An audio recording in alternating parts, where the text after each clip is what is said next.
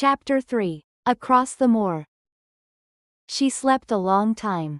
And when she awakened, Mrs. Medlock had bought a lunch basket at one of the stations. And they had some chicken and cold beef and bread and butter and some hot tea. The rain seemed to be streaming down more heavily than ever.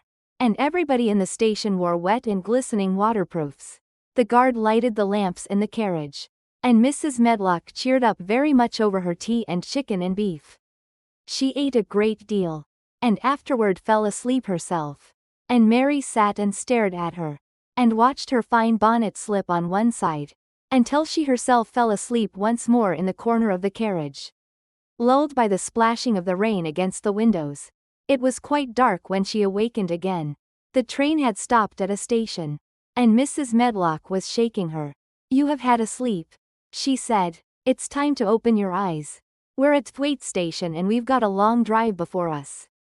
Mary stood up, and tried to keep her eyes open, while Mrs. Medlock collected her parcels. The little girl did not offer to help her, because in India native servants always picked up or carried things, and it seemed quite proper that other people should wait on one. The station was a small one, and nobody but themselves seemed to be getting out of the train.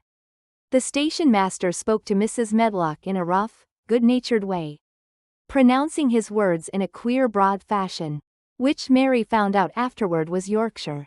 "I see this got back," he said. "And, this brout young, un with thee." "Aye, that's her," answered Mrs. Medlock, speaking with a Yorkshire accent herself. And jerking her head over her shoulder toward Mary. "How's thy missus?" "Well enow. Carriage is waitin' outside for thee." A brougham stood on the road before the little outside platform. Mary saw that it was a smart carriage. And that it was a smart footman who helped her in. His long waterproof coat and the waterproof covering of his hat were shining and dripping with rain. As everything was, the burly station master included. When he shut the door, mounted the box with the coachman, and they drove off. The little girl found herself seated in a comfortably cushioned corner. But she was not inclined to go to sleep again. She sat and looked out of the window, curious to see something of the road, over which she was being driven to the queer place Mrs. Medlock had spoken of. She was not at all a timid child. And she was not exactly frightened. But she felt that there was no knowing what might happen. In a house with 100 rooms nearly all shut up. A house standing on the edge of a moor. "What is a moor?" she said suddenly to Mrs. Medlock. "Look out of the window in about 10 minutes and you'll see," the woman answered. "We've got to drive 5 miles across Moor before we get to the manor. You won't see much because it's a dark night. But you can see something."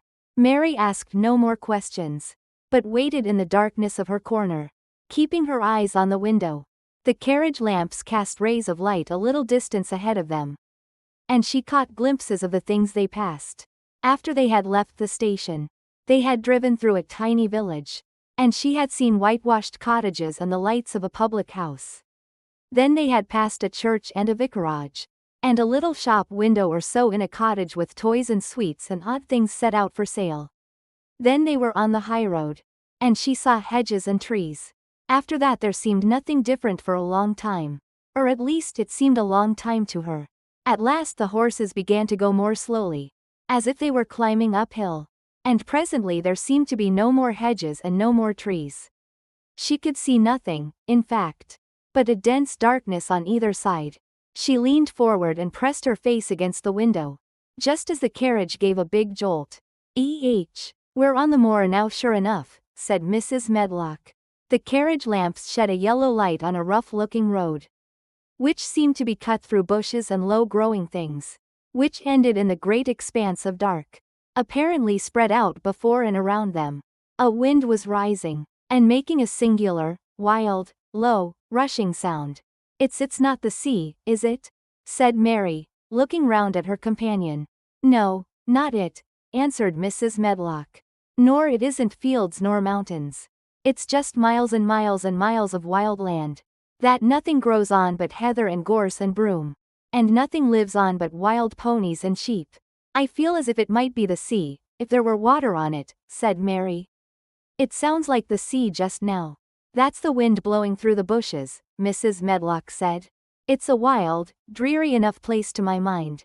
though there's plenty that likes it, particularly when the heather's in bloom. On and on they drove through the darkness.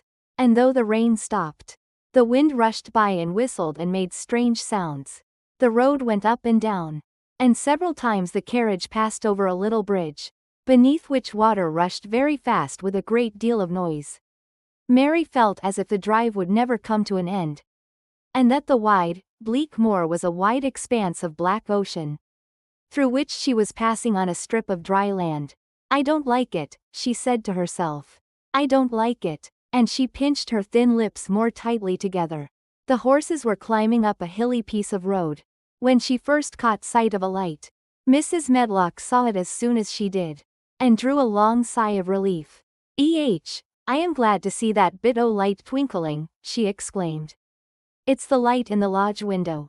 We shall get a good cup of tea after a bit, at all events."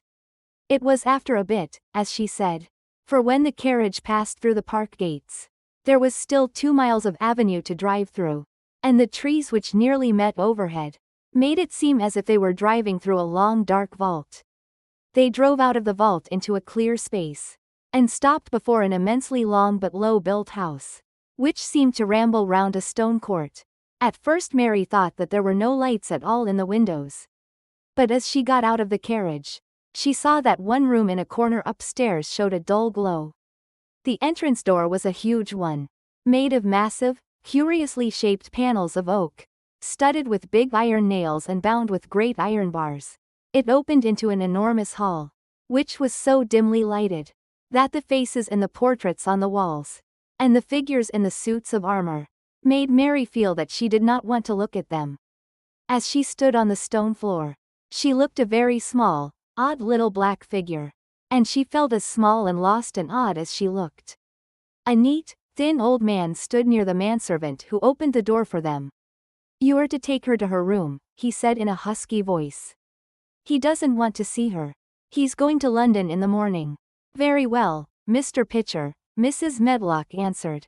"So long as I know what's expected of me, I can manage." "What's expected of you, Mrs. Medlock," Mr. Pitcher said, "is that you make sure that he's not disturbed, and that he doesn't see what he doesn't want to see." And then Mary Lennox was led up a broad staircase, and down a long corridor, and up a short flight of steps, and through another corridor and another, until a door opened in a wall, and she found herself in a room with a fire in it, and a supper on a table. Mrs. Medlock said unceremoniously, "Well, here you are. This room and the next are where you'll live, and you must keep to them. Don't you forget that." It was in this way Mistress Mary arrived at Misselthwaite Manor, and she had perhaps never felt quite so contrary in all her life.